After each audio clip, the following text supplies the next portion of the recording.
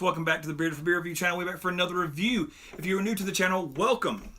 Tonight we're going to jump into another review. It's been a while, well, not too terribly long, just right around Christmas, I guess, since my wife and I did a sour, and she's going to drink some of this, but she didn't want to review this one. This is Sweetwater. This is their Woodlands project, which is technically a separate location, but it's on the same site as their clean brewery, if you will. This is kind of the dirty side where they do a lot of Brett's, some sours, some barrel-aged stuff, just to keep from contaminating their core beer section, I guess. This is the Pit and Pendulum, a sour golden ale aged in American oak with cherries, 6.1% ABV. We got this in town a while back. It disappeared pretty quick.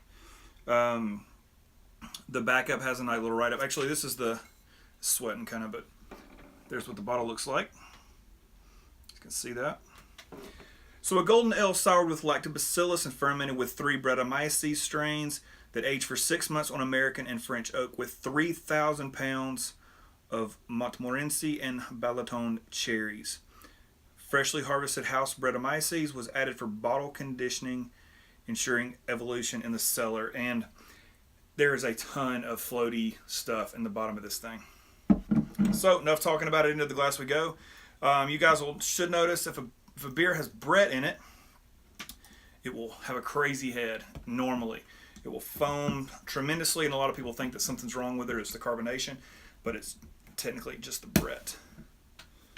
So we'll see what this one does. Yeah, it got tons of carbonation running up in this glass. I can already see it. Into the glass we go. May not do it. Some splashies pour kind of aggressive right there. Yeah, it's pretty. All right. So you got about a finger of, I would say, bright white head.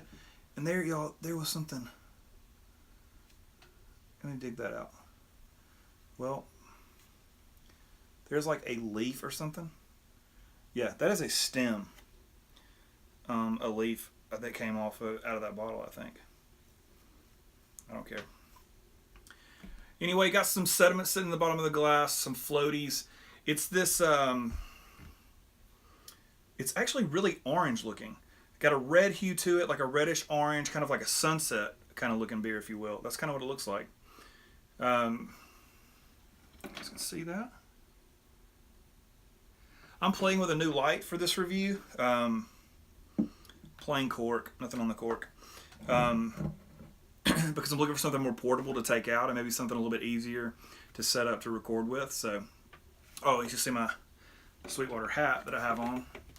Hashtag proper hat wear. We'll turn that around as normal. Sorry about that. All right, let's get a nose on it. Okay, so it smells tart. Some cherries for sure. There is a little bit of that funk, that Brett funk.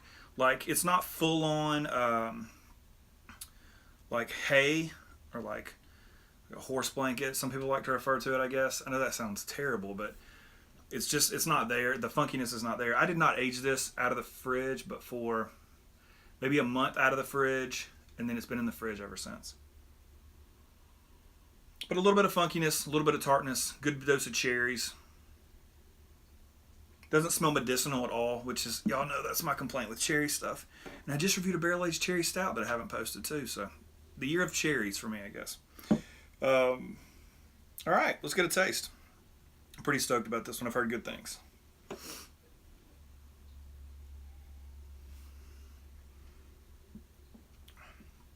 Oh, that's refreshing. All right. Oh man, lick your lips. Tons of like fresh cherries.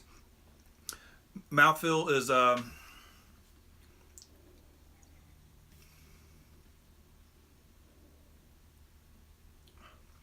mouthfeel's like this. It's medium. I'll give it medium. It's not watery by any means. There's a unique funkness about it as well. A little bit of funky, a heavy dose of tartness. It's not quite an enamel peeler, but it is on the more sour side. It kind of makes you salivate a little bit more as you swallow.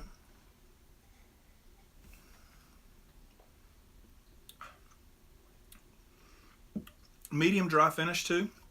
So it acts pretty dry actually.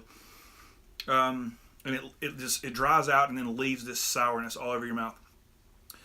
I really like this one, actually, a lot. My wife is going to totally dig this. So the cherries are pretty much on the front of your palate. They're on your lips, and it's bright. It is not medicinal at all. It tastes like just fleshy, sweet cherries. It's really good. Man, I'm a fan of this. I have not seen any more around. I think it's sold out. I actually, when I bought this one, I wanted to buy another one, and I didn't. I don't know why I didn't buy two. I wanted to age one longer and drink one fresh, and I just didn't do it. If anybody has an extra pit and pendulum, especially in the Birmingham area, hit me up. I may trade you a stout or work out something. Maybe some hops for another bottle of this. I'd love to leave one out, like in the 55 to 65 degree range for about another year and see what it does to the funk. Because it's just not quite full on funk, it's just mild. And I think it would get there. But anyway, Pit and the Pendulum, excellent beer. If you've got one, maybe consider sitting on it a little bit longer and see what it does. But if not, you're going to enjoy it. Thanks for checking it out. Like, comment, subscribe. Until next time, y'all, cheers.